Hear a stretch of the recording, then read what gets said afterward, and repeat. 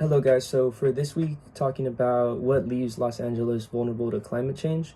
One of the biggest things that comes up from recent memory is the Palisades fire.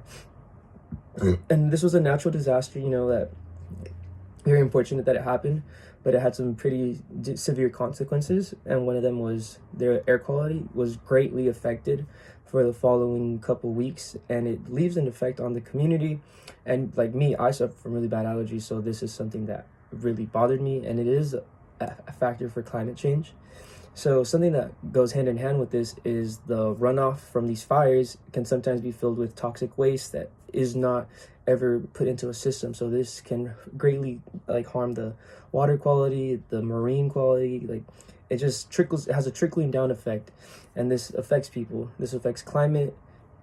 And then so for the next part of this is what happens if we keep going down this path this way, is if things don't get better, the heat, it's only going to get hotter, which is only going to lead to more problems related to health.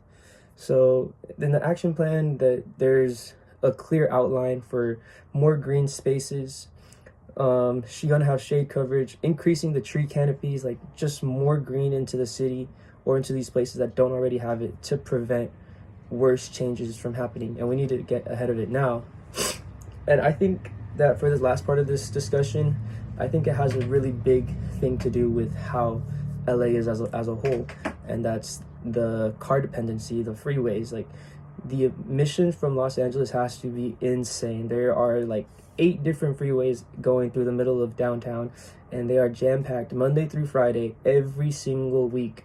And this just has to contribute, and it's a historical thing that's happened in Los Angeles, so there's a history of this construction going up. So that's one of the biggest things. And then something else that I think comes up a lot are these refineries, these oil refineries. There are, in the South Bay near Los Angeles, there are 3 within 20 miles of each other. And in one leak at one refinery, or one explosion that happened actually 2 weeks ago, now that I remember, there was, not too long ago, there was an explosion at a refinery and people had to be sheltered in place. Like, these are all things that affect the air quality in Los Angeles and leave the city vulnerable to worsening climate change.